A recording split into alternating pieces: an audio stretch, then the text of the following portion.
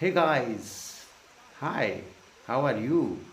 आज आप देखेंगे हाइड्रोजन गैस का कमाल और हम इस एग को करेंगे ब्लास्ट। देखो कैसे। सबसे पहले क्या करें, एक अनफर्टिलाइज एग लें, उसमें से सारा यॉक और प्रोटीन पार्ट सिरिंज की मदद से बाहर निकालें।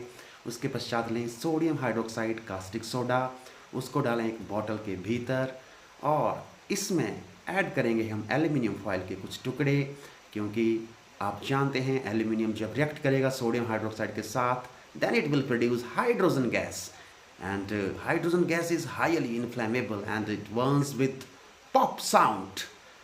जो हाइड्रोजन गैस प्रोड्यूस हुई हमने इसको स्टोर कर लिया इस एम्प्टी एग के भीतर। अब देखते हैं जब आग इसके पास जाएगी, वाओ धूम, तो ये ब्लास्ट होगा। अब फिर देखें स्लो मोशन में। वाओ, चैनल को लाइक करें, सब्सक्राइब करें।